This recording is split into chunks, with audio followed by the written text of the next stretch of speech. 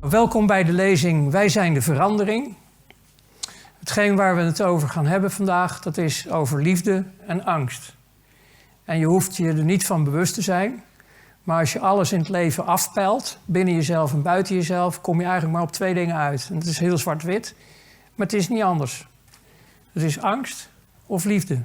Vanuit die 2 mechanismes, vanuit die 2 bronnen, manifesteren wij. En dat is dus ook energetisch. Dus niet alleen fysiek. Dus dit is eigenlijk waar we het over gaan hebben. En het eerste deel gaan we het hebben over angst. Dus mensen die zitten aan de antidepressiva, neem gewoon gerust nu een pilletje. We gaan er even doorheen. Het is niet leuk, maar het is wel realiteit van deze wereld waar wij mensen mee te maken hebben. Angst. Subtiel soms, maar het is er. Net als liefde. Nou, deze lezing kan dus cognitieve dissonantie geven. Dat is een onaangenaam gevoel dat je krijgt bij overtuigingen die niet de jouwe zijn. Van jeetje, dat kan toch niet waar zijn? En het begint al met ons waarnemingsvermogen. Want als je met je ogen over dit bord heen gaat spelen, wat zie je dan? Die witte ballen of die zwarte ballen? Dus ons waarnemingsvermogen is soms wat te beperkt om alles te kunnen horen en zien. De opbrengsten van deze lezing die gaan naar goede doelen. En een daarvan is Desire and Give. En die ondersteunt onder andere een voedselbank, maar ook een kledingbank. Maar die doen ook voor kinderen en jongeren getraumatiseerd doen ze een paardenprogramma, sensitief. Om dus eigenlijk tot een stukje genezing te komen van een trauma. Nou, ik ga niet een hele lezing nou over Desire and Give geven, maar het is even om te proeven aan waar de opbrengst naartoe gaat. Dus het gaat niet naar de vrijwilligers die hier rondlopen. Het gaat allemaal, minus de onkosten, want die zijn er gewoon, gaat het naar goede doelen. Dus het gaat ook vooral niet naar mij, want dat wil men elke keer maar in de wereld slingeren, dat ik mijn zak aan het vullen ben. En dat is absoluut niet zo. Ik geef alleen maar. Wat een idioot, zouden ze zeggen. Nou ja, dat is als je vrij bent van de slavernij. Mijn naam is Ronald Benaar. Ik ben mijn hele leven al zelfstandig ondernemer. En mijn leven is opgedeeld in 2 gedeeltes. En dat komt omdat ik een bijna doodervaring heb gehad. Middels een hartaanval. Dus ik ben even uit mijn lichaam geweest. Aardse tijd ongeveer 10, 15 minuten. Voor mij was het de eeuwigheid. Maar dat markeert waarom ik zeg een eerste leven en een tweede leven. Mijn eerste leven ben ik geëindigd in de laatste 5 jaar als bankster. Bankster is eigenlijk een topcrimineel binnen de financiële wereld. Maar officieel had ik natuurlijk prachtige titels van hij is valutahandelaar, hij is depositohandelaar en hij doet ook in vermogensbeheer. No, hè. Maar we waren gewoon de grote boeven. Na mijn bijna doodervaring ben ik sociaal-maatschappelijk ondernemer geworden. Daar gaan we het in het tweede deel nog wel een deel over hebben. In mijn achtergrond zit bouwkunde, theologie, maar ook economie en psychologie. In mijn eerste leven was absoluut geen ethiek of moraal. Alles kon, alles mocht. Mocht je ooit meer willen weten over mijn levensverhaal, mijn getuigenis, dan wil ik je adviseren om naar mijn Ronald Benaar YouTube-kanaal te gaan. Want sinds eind 2018 heb ik voor het eerst in mijn leven op social media dingen, of eigenlijk op heel internet dingen, op mijn eigen naam. Voordien was ik altijd onzichtbaar.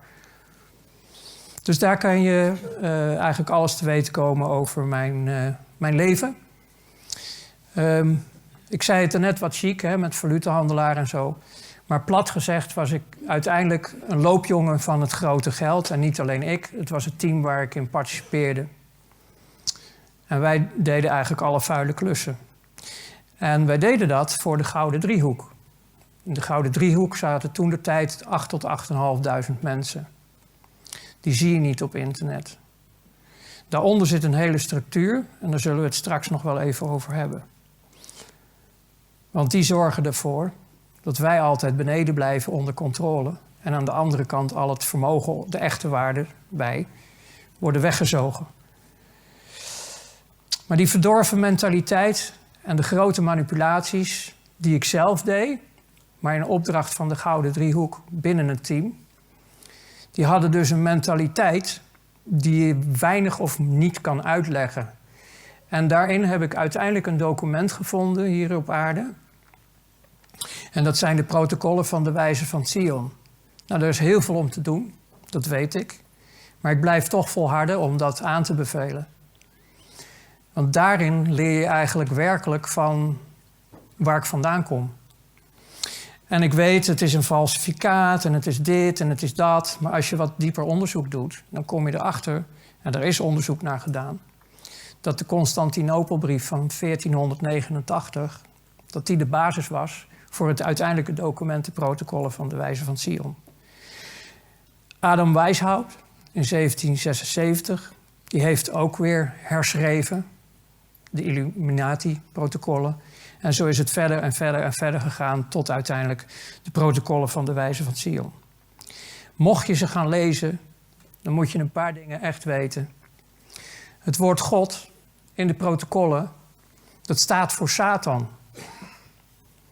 En de persoonlijke voornaamwoorden, zoals wij of ons in de protocollen, gaat over de volgelingen van Satan. De protocollen wekken namelijk de illusie alsof het Joodse volk, ik heb het dan over de originele 12 stammen, dat die alle teksten hebben geschreven. En dat is absoluut helemaal niet waar. Nou, de protocollen van Zion, die zijn dus tot aan de dag van vandaag zwaar misbruikt. En dat was vroeger door Hitler, maar ook door anderen. Want in sommige Arabische onderwijsinstellingen worden de protocollen van Zion nog steeds gedoseerd. En dat wekt haat tegen bijvoorbeeld de 12 stammen van Israël, het Joodse volk. Maar ja, goed, je ziet het al. De Joden zijn er ook een beetje tegen. Maar het gaat veel verder, want we hebben het over boeken, we hebben het over geschriften. Die worden misbruikt. En Paus Pius XI, maar ook de 12e, die waren dan tegen racisme. Maar ze predikten op basis van het boek De Bijbel, predikten ze wel, de Joden hebben Jezus Christus vermoord. Dat heeft eigenlijk voor de Tweede Wereldoorlog, maar tijdens de Tweede Wereldoorlog veel meer impact gehad op wat er uiteindelijk met het Joodse volk, maar ook met zigeuners en zoveel anderen is gebeurd. Die zijn naar de kampen gegaan. Dus het is niet één boek.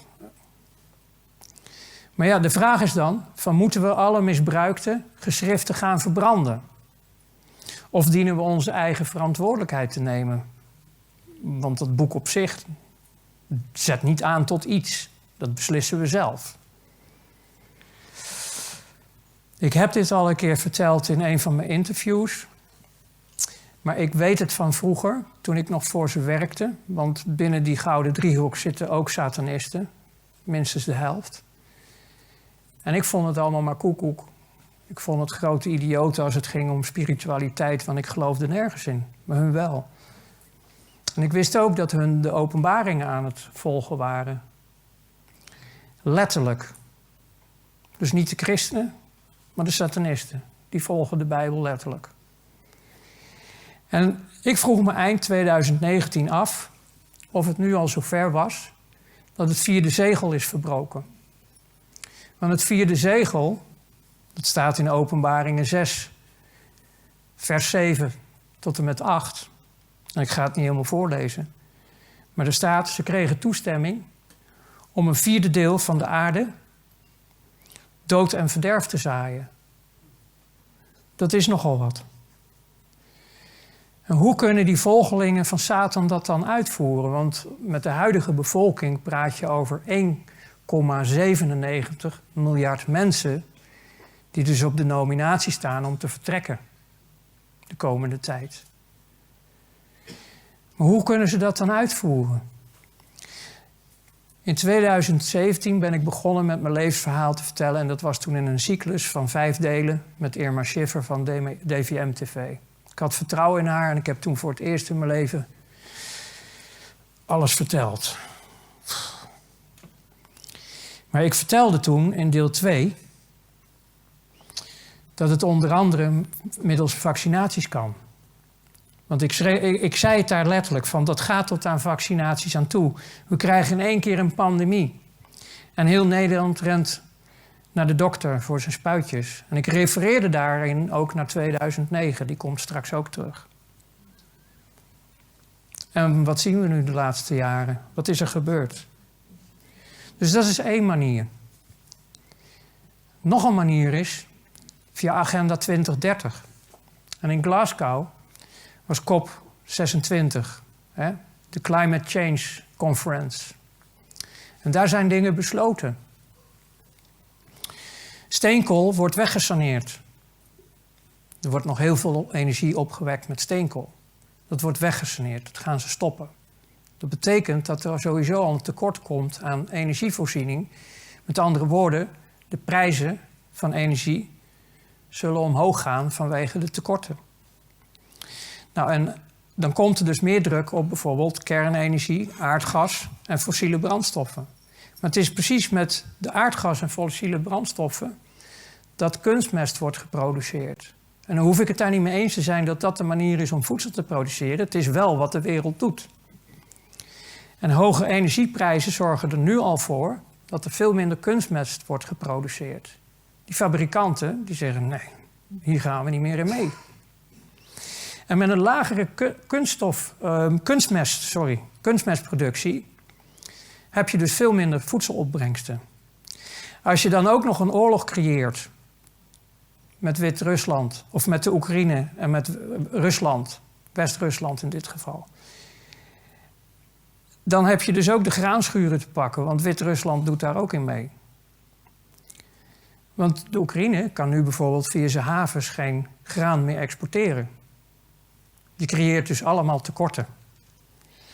Oorlog en afknijpen van fossiele brandstoffen is eigenlijk een gegarandeerd middel om hongersnoden te creëren. En wij zullen er misschien niet zoveel last van hebben. Ik hoop het toch niet. Voor ons gaan de prijzen misschien omhoog. Mede dankzij inflatie en de tekorten. Maar denk aan die honderden miljoenen mensen wereldwijd die nu maar net blijven leven. Per dag knokken. Die gaan eraan. Als dit doorgaat, die gaan eraan. Agenda 2030. Lekker groen. De groei van ons bewustzijn is meer dan noodzakelijk. En de oude machten, waar ik het over heb, die moeten altijd van tevoren, op basis van onze vrije wil, want daarop moeten wij gaan beslissen, moeten hun altijd vooruit vertellen wat ze gaan doen. Altijd. En dat hoeft niet in jouw taal te zijn, als het maar verteld wordt. Want dat is nooit geregeld in welke taal. Dus het kan via boeken, het kan via films. Het kan ook zo in je gezicht en dat je denkt, nou, ik heb het toch niet gehoord. Maar zo zijn er een aantal boeken die ik onder de aandacht breng. COVID-19, The Great Reset. Is in 2020 uitgegeven. Als je wil weten hoe de toekomst eruit ziet, zou ik dit boek eens gaan lezen. Het hoeft niet de toekomst te worden, maar de voorgestelde toekomst. En er is nog een ander boek, en dat is al in 2017 op de markt gebracht. Sparse Pandemic, 2025, 2028. Is toch fijn om te weten wat er allemaal komt. Dat kan je in dit boek lezen. En een collega van mij heeft dit ingebracht. Die heeft daar onderzoek naar gedaan. En die kon mij even eens vertellen dat de bedrijven, een deel van de bedrijven die in dit boek staan, die zijn al nu opgericht sinds 2020. Dus die zijn nu al geregistreerd in Kamer van Koophandels. Dus ze zijn al 5 jaar van tevoren nu iets aan het voorbereiden wat in dit boek staat voor 2025 en later. Dat is allemaal verifieerbaar. En als we het nog steeds allemaal niet geloven, ook de Wereldbank heeft een ondersteuningsprogramma op COVID-19. En die loopt af op 31 maart 2025. Dus de financiering van het vehikel waar we nu in zitten, al lijkt het allemaal voorbij, volgens de bankiers niet. Volgens de bankiers loopt het programma in ieder geval tot 31 maart 2025. Dit is geen fantasie meer. Dit is niet een misschien. Dit is gewoon feitelijk.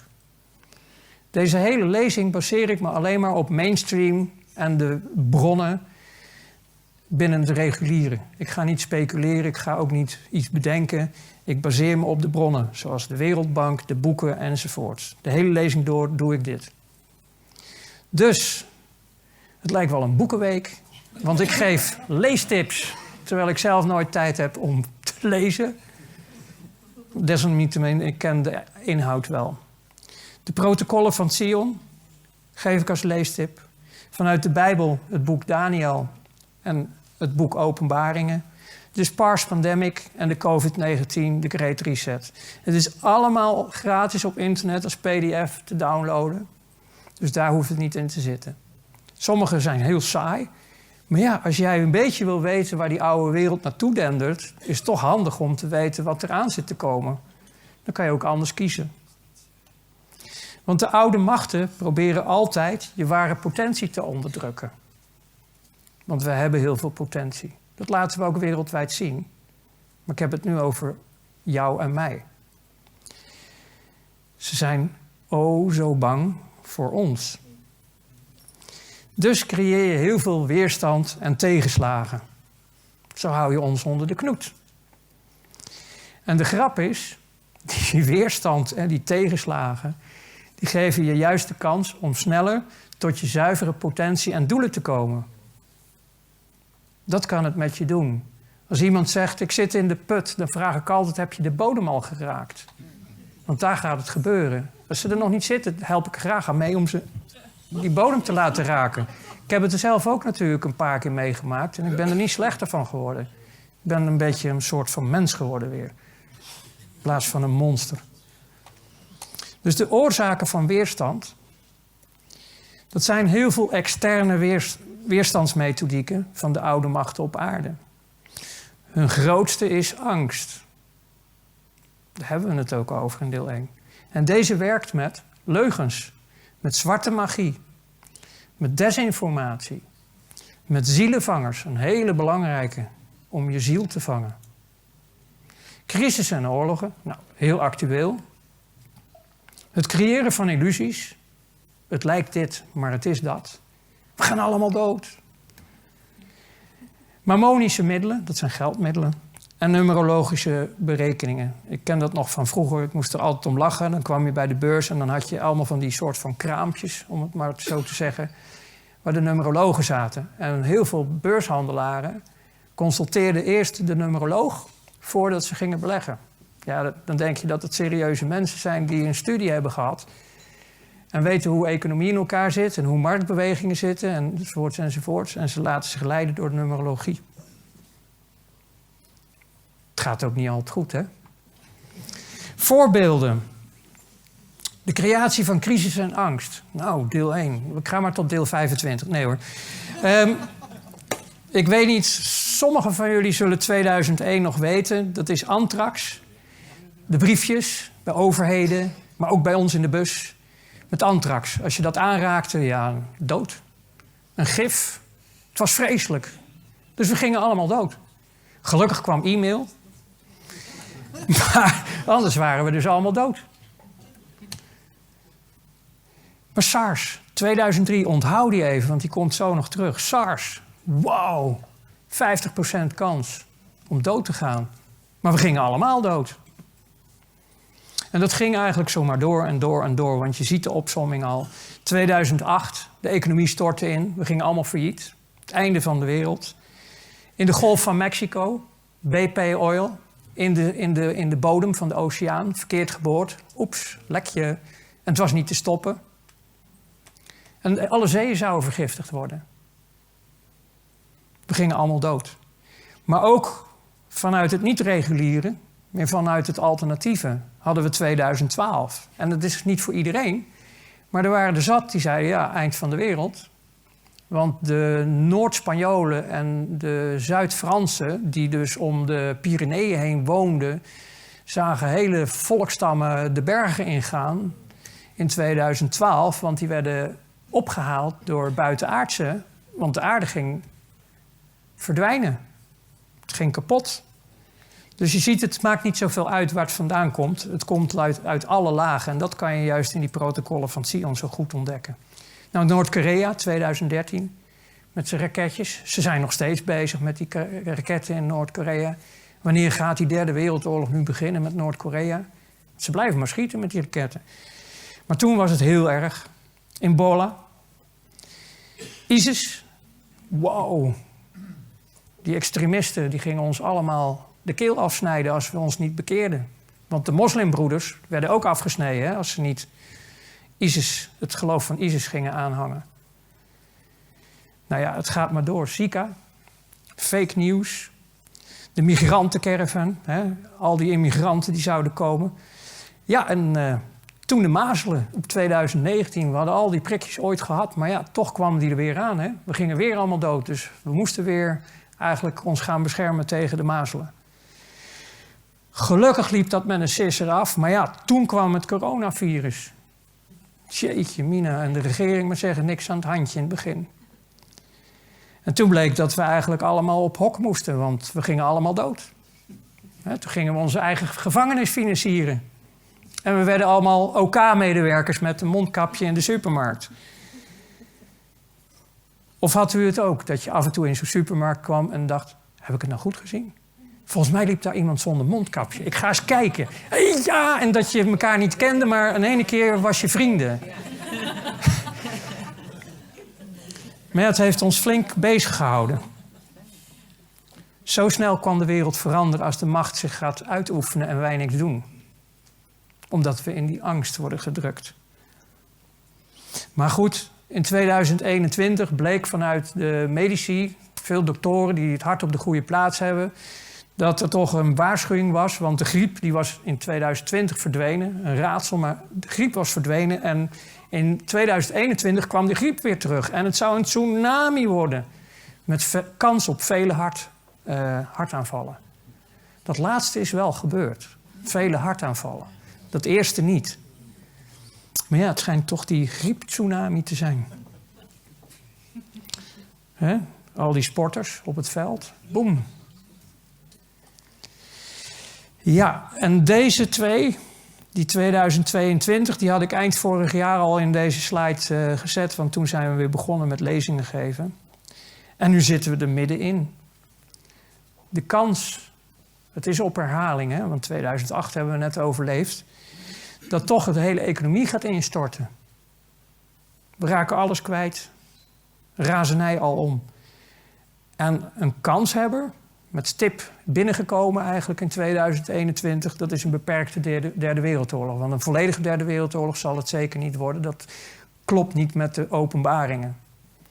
Maar een beperkte derde wereldoorlog, dat hangt in menig hoofd nu. Van als dit maar niet uit de hand loopt. Kortom, angst, angst, angst. Dit is de laatste hoor. Dan hebben we denk ik genoeg geproefd. Het gaat terug naar 1973. Ik kan me dat nog herinneren. Ik vond het hartstikke leuk. Ik kon op zondag op mijn fietsje op de snelweg gaan. Want de olie was op. Het was crisis. Maar ja, gelukkig. Het ging voorbij. Maar toen kregen we de zure regen. Alle bomen zouden ontbladerd geraken. Het groen op aarde zou niet meer functioneren. Dus de longen van de aarde zouden doodgaan door de zure regen. Ja, en zonder bomen en zonder natuur, dan komt er ook geen zuurstof meer. Dus ja, dat was een serieuze. Nou, gelukkig heb ik nog vandaag bomen gezien, dus het viel achteraf wel mee.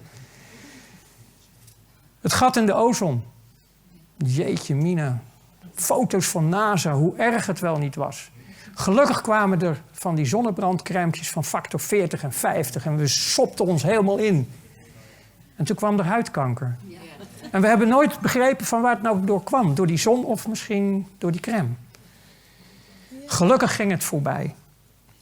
Maar ja, die global warming. De zeespiegel ging stijgen. De poolkappen gingen smelten. De ijsbeer zou uitsterven. Het is vreselijk wat er op ons afkwam. Maar ja, 8 jaar later was wel duidelijk dat dat niet ging gebeuren. Dus toen kwam gelukkig climate change. Het kan warmer worden, het kan kouder worden, het kan blijven. We weten het niet, maar we zitten in climate change.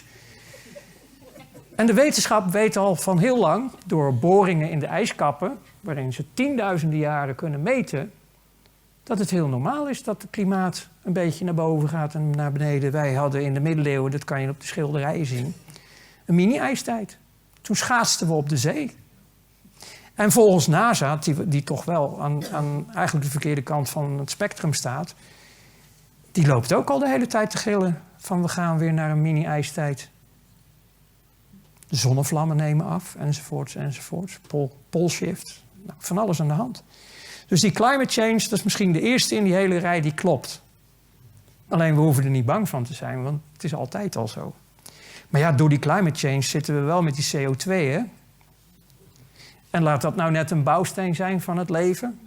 Want we hadden het net over die bomen. En CO2, hoe meer CO2 op aarde, hoe groener de aarde wordt. En hoe meer zuurstof er zal komen. Maar dat is niet de bedoeling. Zuurstof moet op de bon, toch? Dat is een verdienmodel. En ja, weet je, die boeren, dat is ook eigenlijk maar heel vervelend. Dus dan gaan we de stikstofdioxide invoeren. Want we willen het monopool op voedsel alleen binnen multinationals hebben. Boeren? Nee. Dat kan niet. Dan zouden wij zomaar toegang tot voedsel hebben. Ik denk dat het genoeg is om aan te proeven. Als het gaat om al die externe oorzaken. Maar er zijn meer oorzaken van weerstand. En dat zijn interne weerstandsmethodieken. Ingegeven door de oude machten. Want de oude machten weten al heel lang hoe wij emotioneel, psychisch, fysiek, maar ook onstoffelijk in elkaar zitten. Dus energetisch. Ze weten alles van ons. Dus je kan op die manier, net als op een piano, de muziek laten spelen zoals je wil. Indien jij niet anders beslist. Want je bent zelf aan het roer. Dus ze spreken ons aan op vechten. Als jij iets onrechtvaardigs ziet, wat heel erg is, dan kan je de neiging krijgen om te zeggen, ik ga vechten. Energie. Het is een delicatesse voor het energetische. Dit soort energieën. Hebzucht. Dualisme. Een hele grote binnen dit spectrum. Dualisme, zolang wij maar gescheiden blijven. En dat is de laatste 2 jaar veel gebeurd, hè? Vrienden, kennissen, familie, verscheuring alom, hè? Dualisme. Maar ook ongeduld. Jeetje mina, die Ronald loopt nou al jaren te zeggen dat het allemaal anders kan, maar er gebeurt niks. Ongeduld. Een groot ego. Dat kan je ook in de weg zitten. Een beetje ego is helemaal niet erg, maar een groot ego, dat kan heel vervelend worden. Ook de onzekerheid. Van ja, maar hoe moet het nu verder? Schaarste denken. Maar ook verborgen angsten. En vooral verborgen angsten, want heel veel zijn we ons gewoon vaak niet eens bewust. Alles wordt gebruikt. Het effect is dat angstige mensen vertrouwen de waarheid niet meer. Want een specialist van het RIVM, de directeur Jaap van Dissel, universitair, zeer geleerd. Maar die wist dus ons te vertellen op de staatstelevisie.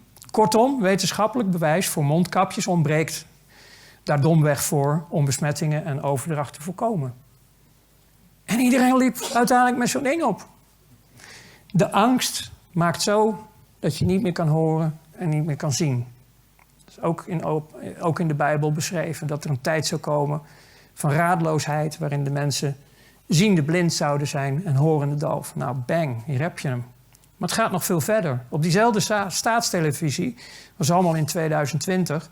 zijn minister van Ark, die sprak tot ons en die had het over het experimenteren met mensen. Gewoon op de NOS. Experimenteren, waaronder dus ook bijvoorbeeld met mondkapjes, maar dan gaat het vooral om nieuwe methoden gericht op gedragsbeïnvloeding. Hey. NOS. Daar kan toch niemand omheen? Als het op alternatief staat. Nee, dat... NOS. Waar we allemaal gehypnotiseerd naar kijken, toch? Als volk. Ze geven het jezelf. Maar ook internationaal ging het gewoon door. De hot mic van een programma, nieuwszender Channel 12... die stond nog aan terwijl de 3 ministers van Israël al klaar waren met het programma. En die spraken nog onder elkaar en dat heeft toen geregistreerd. Er is geen ethische of medische rechtvaardiging voor de QR-COVID-pas. Het is enkel bedoeld om de ongevaccineerden onder druk te zetten zich te laten inenten. Gewoon mainstream. En dit is mijn held. Die is zo eerlijk. Die is zo eerlijk. Hij heeft hem op veel kritiek heeft het hem gebracht van zijn vriendjes. Maar hij was zo eerlijk. Hij vertelde het gewoon aan het hele volk. De Franse president Macron wil ongevaccineerden bewust dwars zitten. Hij wil ze boos maken, zodat ze alsnog een prik gaan halen. Oei, oei, oei, wat kreeg hij op zijn donder van zijn vriendjes. Maar hij was zo eerlijk. Maar kortom, waar dit hele verhaal op neerkomt, dat is dat massamanipulatie via de media, dat creëert volgzame mensen. Dat hebben we gezien de laatste 2 jaar. De manipulaties zijn enorm. Ze weten precies hoe ze aan de knoppen moeten draaien. Ze weten precies hoe ze een kudde... Eigenlijk zijn het de border collies, hè? Ze weten het maar goed. Het is gebeurd. En het bizarre aan het verhaal is dat ik in mijn interview, een Engels interview met Olle Dammegaard in 2018... eindelijk zover was, na een jaar door de mangelmolen van dat ik een fantast was en een leugenaar en weet ik veel wat ik allemaal was. Weet je, ik was al zo ver afgebrand met mijn levensverhaal dat het me eigenlijk ook niet zoveel meer kon schelen wat ik zei. Dus ik begon meer te vertellen over wat ik van vroeger wist. En toen vertelde ik dat ik wist dat de agenda van vroeger, het stappenplan, eindigde in 2028. Dan zouden ze alles vervuld hebben. En misschien zelfs iets eerder. Maar ik kon daar vroeger niks mee. Maar dat ben ik gaan vertellen in 2018. En omdat ik toch al helemaal belachelijk was, ging ik gewoon daarin los. En ik vertelde ook dat dit was. Dat ze de mensen dus in de komende jaren, de komende 10 jaar was het toen nog, dat ze die onder druk gingen zetten. En dat ze daarmee de angst en de terreur op de mensen gingen verhogen. Uiteindelijk om ze te dwingen een keuze te maken. Want ik weet het niet, dat is er niet meer bij. Vrij mens of slaaf. Levend of geneutraliseerd. We hebben al een beetje kunnen proeven de laatste 2 jaar. Maar goed, dat zei ik in 2018. Niet wetende dat nog geen klein 1,5 jaar later er weer een prachtig voorbeeld van waar ik het altijd over had, werd gelanceerd. Het vervolg. Dat hebben we ook meegemaakt. Hè? EO, NPO, allemaal mainstream. Gezellig babbeltje tussen Thijs van der Brink en hoogleraar virologie Marion Koopmans van... hoe heette dat team nou? OMT-team, hè? De veeartsen, ja. Nou, daar kwam dus een dringend advies uit, een verplichting om een PCR-test te ondergaan. En dan zegt die Thijs over die PCR-test, althans, die toont niet per se aan dat je besmettelijk bent. Ja, precies, zegt Marion. Klopt. Dat klopt ook, zegt ze. Met andere woorden, de PCR-test toont niet per se aan dat je besmettelijk bent. De PCR-test maakt geen onderscheid tussen virusdragers en virusoverwinnaars. En toch was dat het middel wat ze gebruikten om eigenlijk alles op te tuigen wat ze hebben gedaan. Maar gewoon op de tv werd het gewoon eerlijk en open verteld. De CDC, zeg maar het RIVM van Amerika, die publiceerde op 26 juli vorig jaar, 2021... dat per direct de sneltest werd afgeschaft omdat die absoluut niet werkte. En tegen het einde van dat jaar, dus met kerst, oud en nieuw, werd de PCR-test volledig afgeschaft omdat het niet werkt. Dus dat zeg je in de zomer, dan ga je nog door een 1,5 jaar, terwijl je weet dat het niet werkt en iedereen heb je het verteld. The American Dream, hè? Als je maar slaapt. Ja, dat is toch. Je moet toch slapen om te kunnen dromen. The American Dream. Nou, maar het komt gewoon in de krant, hè. En hier gingen we vrolijk door. Misschien nu nog steeds, ik weet het niet. Maar de Staatscourant... En toen was er hier eigenlijk nog niks aan de hand. Ja, we hadden wat beelden gezien uit China waar winkelende mensen omvielen en zo. Maar hier was het nog relatief allemaal op orde. Niks aan het handje en zo. En toch stond in de Staatscourant op 30 maart 2020 al een publicatie van een tijdelijke regeling. En die moest het mogelijk maken om via gentherapie, dus genetisch gemodificeerde organismes, GMO, dat kent iedereen denk ik wel, een behandeling te realiseren ter bestrijding van COVID-19. Toen al, helemaal in het begin. In de Staatscourant. Nog wat later kwam op de NOS dat de strenge regels voor genetische manipulatie, GMO, opzij zijn gezet. De Europese Commissie wilde namelijk versoepeling van de regels in de jacht op een vaccin. Dat was toen schijnbaar allemaal al bekend. Dus de Europese Commissie wilde tijdelijk strenge regels voor genetische manipulatie opzij worden gezet. En dat ging in dit geval dus over de GMO. En de krant legde ook uit dat dat ging om het knutselen aan de DNA van planten en dieren, wat aan strenge regels dient te voldoen. Dus met andere woorden, het knutselen aan het DNA van mensen mag nu tijdelijk. Dat is toen eigenlijk allemaal al gepubliceerd. Er was nog geen vaccin, er was nog helemaal niks. We waren net aan het opwarmen. Maar buitenom de jongen, want die zei het de hele tijd, nee, er is maar één oplossing, vaccins. Dus misschien wisten ze wat. Ze publiceerden het in ieder geval. Het heeft ertoe geresulteerd dat op 9 mei van dit jaar, dus dat is vrij recent, dat er inmiddels al 11,7 miljard mRNA-injecties, dus de gentherapie, geplaatst zijn via massamanipulatie. Wereldwijd. En we zitten nog niet eens met 8 miljard mensen. Kun je nagaan hoeveel hier verdiend is. Dit baseer ik op Bloomberg. Die heeft zo'n tracker. Dat kan je elke dag bekijken. Maar er is nog iets anders gebeurd. Wij hebben namelijk in onze democratie volksvertegenwoordigers. En die zitten in de eerste en in de tweede slaapkamer. En die hebben dus beslist, vorig jaar, dat COVID-19 op de A-lijst van ziektes komt te staan. Op de A-lijst. En daarmee kan je heel veel legitimeren in noodwetten en andere regels. Zelfs dwang. Omdat het crisis is. Want ebola is 50% kans op dood. MERS 34,4. Dat zijn serieuze zaken die daar staan, waar ik het van snap. Als je er überhaupt in gelooft, hè, dan zeg ik oké, ik snap het.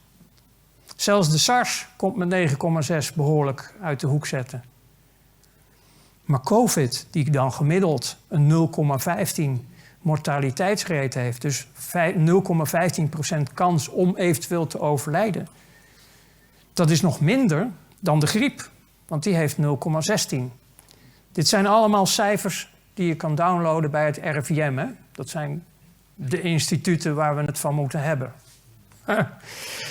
Maar qua cijfers laat het wel zien. En als je dan ziet hoe zich dat dan opdeelt en dat het risico pas begint boven de 70... als je überhaupt hier iets wat mee wil, hè, net als met griep. En boven de 80 0,5. En als je dan ziet dat 0,00001 staat voor de leeftijd van 0 tot en met 20 jaar... dan vraag je je af, waar zijn we met z'n allen mee bezig geweest om onze kinderen deze injecties te geven? Het is bijna misdadig, dacht ik zo. Dus het staat op lijst A, dankzij onze volksvertegenwoordigers in de eerste en de tweede slaapkamer. Het is een grof schandaal. Dat hier het Nederlands volk nog niet voor opstaat. Het gaat om onze kinderen. Het testen van de experimentele mRNA-injecties loopt nog minstens tot eind 2023. Dus de angsthypnosebox, die is nog steeds gevuld. Het eist heel veel slachtoffers. En dit heb ik al zo vaak gezegd en ik blijf het herhalen. Bijna alle gecreëerde ellende op aarde is een verdienmodel. Ik hoop dat dat een keer gaat landen. In begin februari, medicijnenfabrikant Pfizer verwacht dit jaar voor ruim $54 miljard aan coronavaccins te verkopen. Het jaar daarvoor zaten ze aan 36,8. Dit gaat om harde cijfers. En dit is maar één producent, hè? Één multinational die zijn centjes aan het verdienen is. Zelfs Moderna, die nog nooit winst had gedraaid, zit nu in de winst. Kijk maar op de beurzen naar de aandelen. Dat is een verdienmodel. De Nederlandse Staatstelevisie publiceert op zaterdag 5 maart 2022. Shell koopt tegen spotprijzen Russische olie. We willen er op termijn vanaf hoor. Maar voorlopig kopen we het allemaal op. En toen zag ik dat en toen dacht ik van jeetje mina. Nu komt het gewoon in de krant. Terwijl wij vroeger dit in het geniep stiekem allemaal moesten regelen. Kan je nagaan hoe brutaal ze zijn geworden. In de blokkade van Irak, de eerste keer, de embargo's op de olie. Toen waren het zeg maar de geallieerden die embargo's hadden opgelegd. Maar dat waren ook gelijk de kopers die illegaal, goedkoop zeg maar, de olie kochten. En wij kregen die geldstroom in handen om ze zo weg te poetsen dat ze voor humanitaire hulp ook weer naar Irak gingen. Want Irak mocht heel veel niet kopen. Dus degene die het heeft opgelegd, die kocht het goedkoop. En dat moesten wij allemaal nog heel stiekem wegpoetsen. Grote opdrachten. Geldwagens vol in Duitsland die we weg moesten sluizen. Dat ging niet zomaar. En nu, zoveel jaar later, zeg een 30 jaar later. Boom, in your face. Hoppa! We zijn er. We hebben de macht.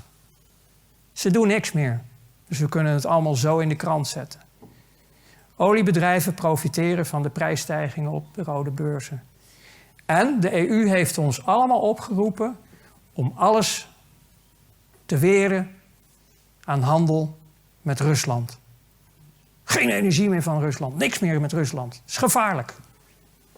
Die ploerten. Maar de EU die koopt wel voor een recordbedrag aan Russisch gas. Ondanks alle sancties. Daar gaat hij weer. Croissant. Het staat zo in ons gezicht. Het is ongelooflijk. Het is zo ongelooflijk dat ze het inmiddels, en dat kan je dus ook in die boeken lezen, je kan het in al die boekentips lezen, dat ze op weg zijn naar een totale controle. En dan kom je aan de MAMO-middelen. Dan kom je aan het geld. Want hier zit hij. Ik werkte dan uiteindelijk als loopjongen voor die gouden driehoek en ik kon bedienen van dat hele piramidale stelsel. Maar het begint bij ons. En daar zijn ze zo bang voor. En daarom ook al die controlemechanismes. Hun zien het als vee. En dat moet onderin blijven. Terwijl wij de echte waarde vertegenwoordigen. In alles. Ook in de economie. Dus wat hebben ze nou gedaan? Daaronderin hebben ze een laag van regeringen geplaatst. Dat kan via democratie of wat dan ook voor vorm. Komt er uiteindelijk een regering. En de regering, dat betekent dat een minister die wordt ingezworen op de koning of de koningin of de hogere macht. En daar gaat het knopje om. En zijn ze eigenlijk geen volksvertegenwoordiger meer. Maar ja, minister betekent ook letterlijk dienaar. Dus wie dien je dan?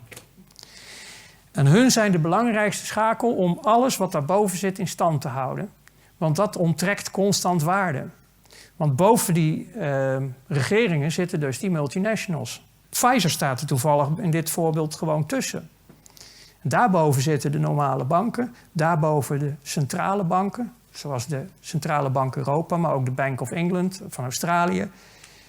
Maar ook daarboven weer het IMF en de Wereldbank. En daarbovenop de kroon, de Bank of International Settlements. Die ook tijdens de Tweede Wereldoorlog geen partij koos voor welk leger dan ook. Dus de geallieerden en de nazi's konden veilig met elkaar handelen binnen de BIS.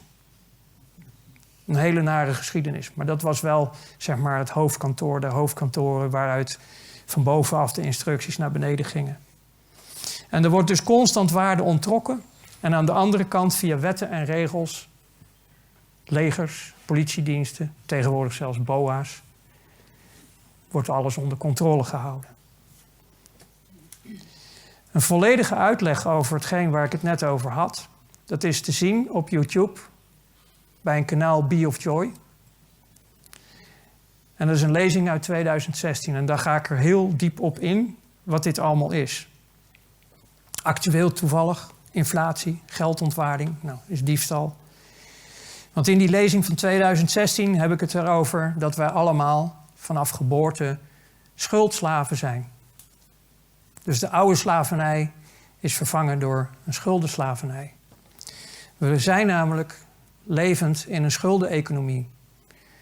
Overal zitten contracten aan. Dus als jij naar een bank gaat en je tekent een contract voor een doorlopend krediet of voor een hypotheek, dan ben jij degene die eigenlijk op dat moment geld creëert via de banken. Want hun via de knoppen creëren het geld. En je krijgt dan op de balans een schuld en een tegoed. En dat tegoed krijg je mij om iets te kopen en de schuld blijft staan. Dat is de schuldeneconomie. En daar zit een rentecomponent in die ervoor zorgt dat er minstens 5% per jaar aan waarde wordt onttrokken.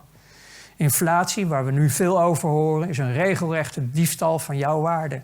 Want jouw salaris, jouw bestedingskapitaal wordt elk jaar minder waard. En nu praten ze over 7%, 12%, houdt gemiddeld op 10%. Dus 100.000 euro van jouw waarde is binnen 10 jaar weg. Heeft geen waarde meer. Dat is diefstal.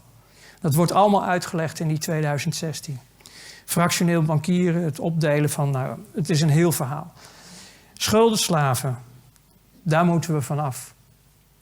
Want het systeem is eindig. Het was eigenlijk in 2008 al lang klaar. Maar het paste niet binnen het programma. Maar de instorting van de economie komt er werkelijk aan. Lees de papers van onze eigen Centrale Bank Nederland.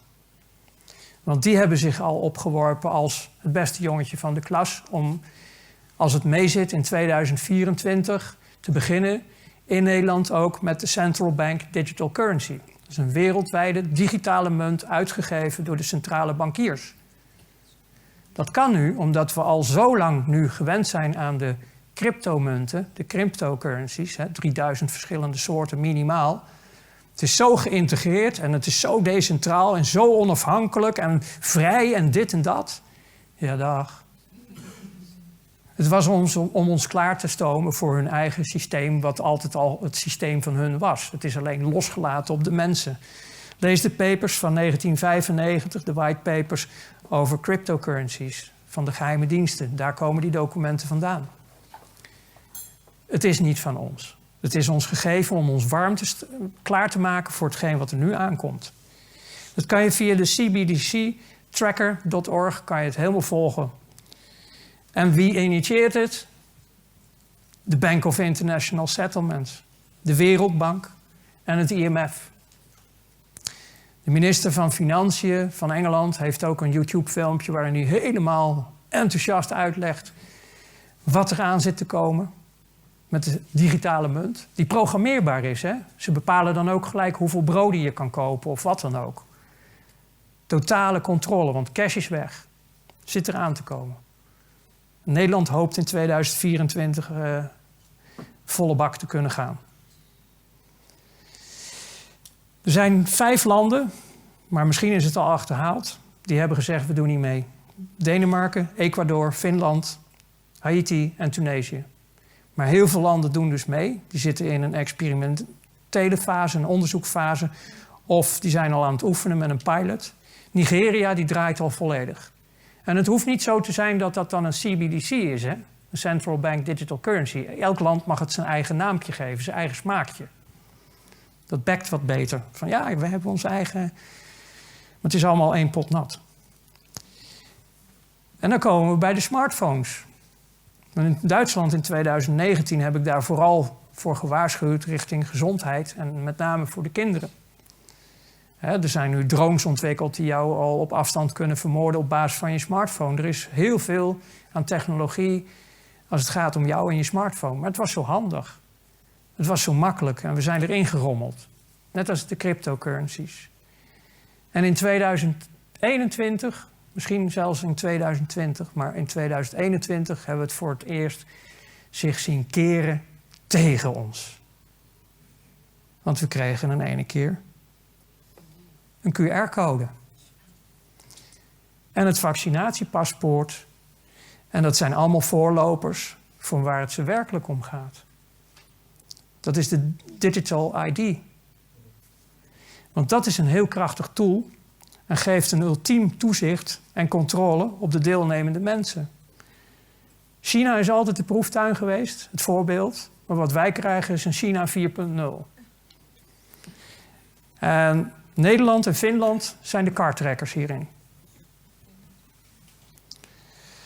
In een interview in 2013, heb ik toen in de Artis gegeven. Ik denk dat past wel als het gaat over democratie en dierentuin. Heb ik verteld over de opkomende dictatuur. Ja, helemaal gek natuurlijk. Wat een onzin, bladibla. Ja. Ja, je moet het maar weten, hè.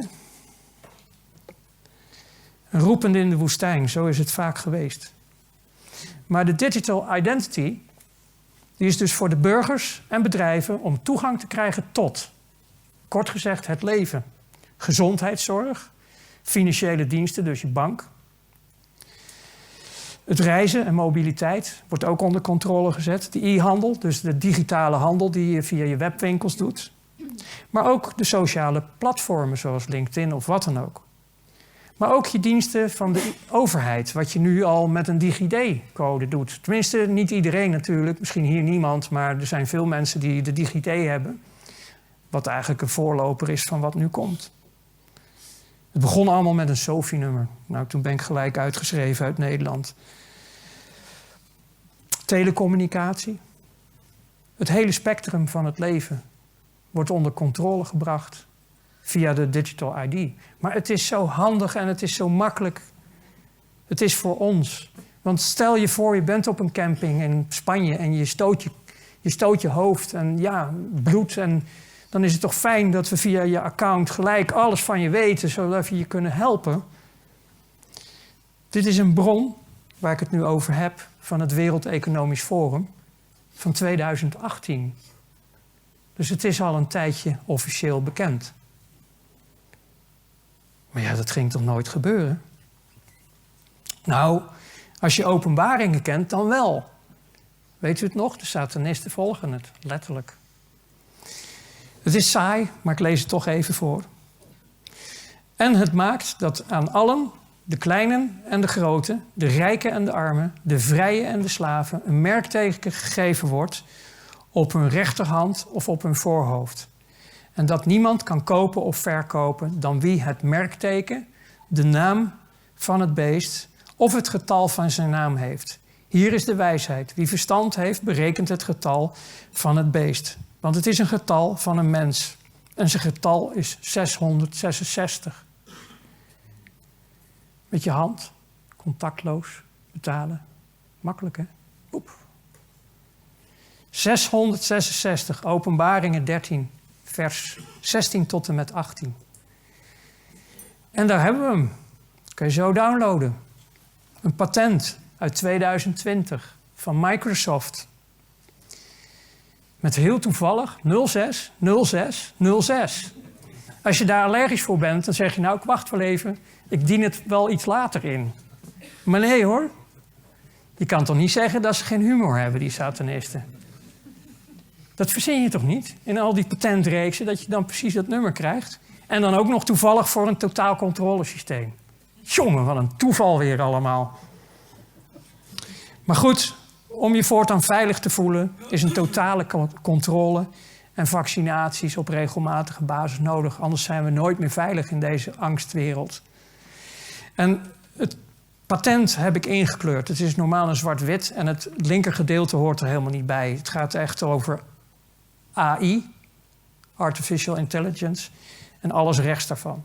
Maar ik heb het inzichtelijk gemaakt met hetgeen wat ik al heb verteld. Want alles ligt er.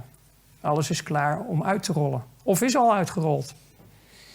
Want de mens wordt geïnjecteerd met nanoparticles, met sensoren, zodat er communicatie kan ontstaan tussen de smartphone en het lichaam. En dat is voor je eigen veiligheid. Want je moet er niet aan denken dat je slaapt en dat er iets gebeurt in je hartritme of in je bloeddruk of wat dan ook. En dat je niet een alarm krijgt vanuit je smartphone en dat er ambulances komen om jou te redden. Dus het geeft een ultiem veilig gevoel dat er voortaan echt over jou gewaakt wordt, ook in je lichaam. En dat ze ook weten wanneer je hard loopt. Of dat je aan het vrijen bent, of aan het eten, of op de wc zit. Het maakt niet uit. Die sensoren zorgen voor de ultieme communicatie, interactie, zowel buiten jou als binnen jou. Want ja, via nanotechnologie kan je ook kleine reparaties doen, toch? Dus de sensors zorgen ervoor dat er via je smartphone communicatie komt in je lichaam en buiten je lichaam. En die smartphone die is weer met de cloud, met het internet verbonden.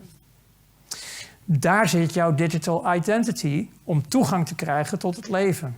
Je ziet hem ingekleurd als blauw, bolletje bovenin.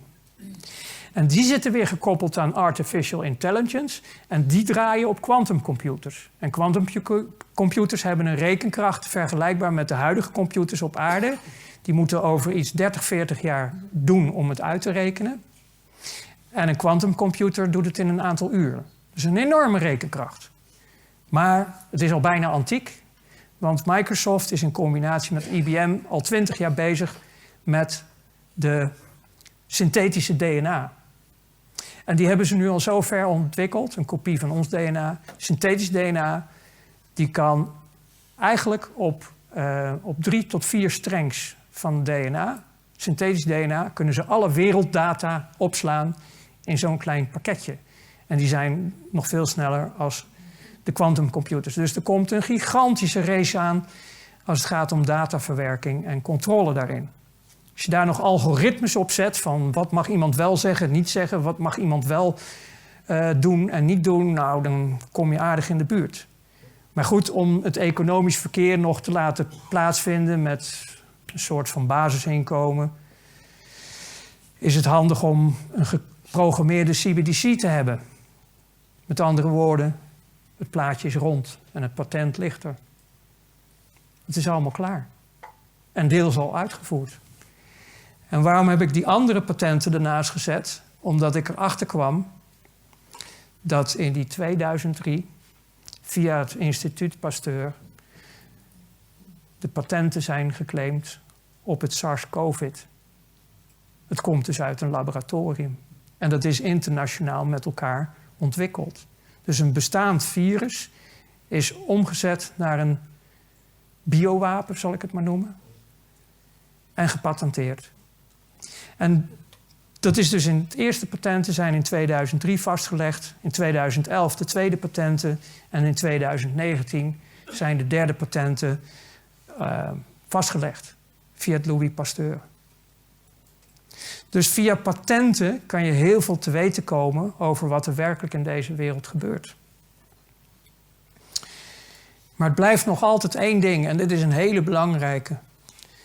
Wij mensen in de massa bepalen of dit verder doorgaat.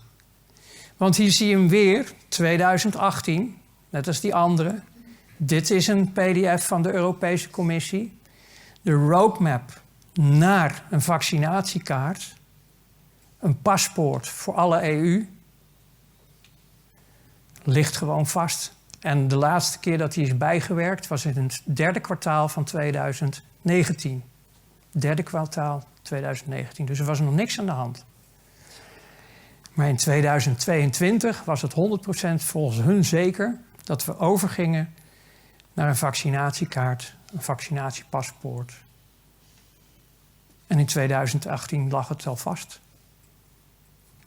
We wisten nog van niets. Maar het is allemaal van tevoren gegeven. Dus de grote vraag is, kan het ook anders? Oké. Dan gaan we daar na de pauze over praten. Ik zou zeggen tot zo. En dank jullie wel.